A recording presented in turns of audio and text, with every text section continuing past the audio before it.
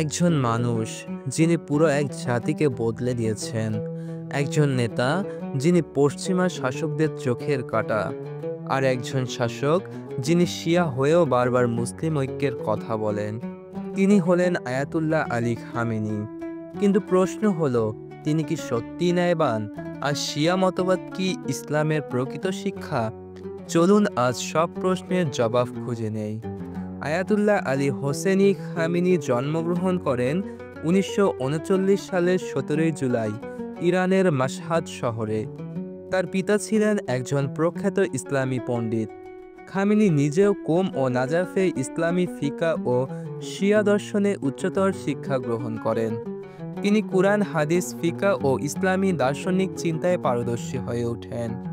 ১৯৭৯ সালে ইমাম খোমেনির নেতৃত্বে ইরানে ইসলামী বিপ্লব ঘটে।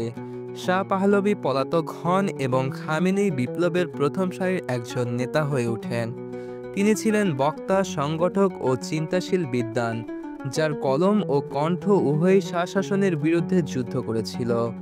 ১৯৮১ সালে তিনি প্রেসিডেন্ট নির্বাচিত হন এবং ৮ বছর ধরে দায়িত্ব পালন করেন। ইরান ইরাক যুদ্ধের ভয়াবহ সময়েও তিনি দেশকে ঐক্যবদ্ধ রাখতে সক্ষম হন। ইমাম খোমেনির মৃত্যু হলে ১৯৮৯ সালে তাকে রহবার বা সর্বোচ্চ নেতা নিযুক্ত করা হয়, যা ইরানের সর্বোচ্চ রাজনৈতিক ও ধর্মীয় পদ। খামেনি পশ্চিমা দুনিয়ায় আগ্রাসনের বিরুদ্ধে একটি শক্ত প্রতিরোধ তৈরি করেন। তিনি দেশের অর্থনীতি প্রতিরোধমূলক অর্থনীতির ভিত্তিতে গড়ে তুলতে চেয়েছেন।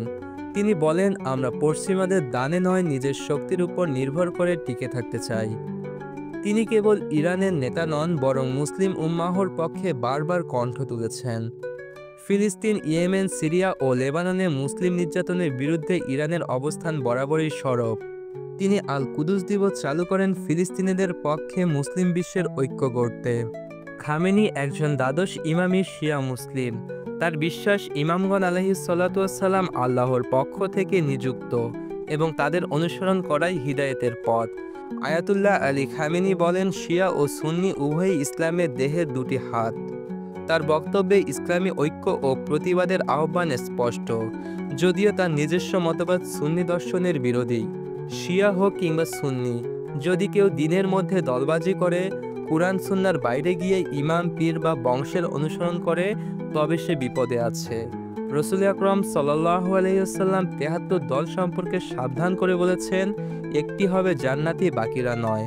কিন্তু ইসলামের শত্রুরা আমাদের শিয়া না সুন্নি দেখে মারে না, তারা দেখে তুমি মুসলিম কিনা। সুতরাং নিজেদের ভুল বোঝাবুঝি রেখে ন্যায়ের পাশে দাঁড়ানো এখন সময়ের দাবি।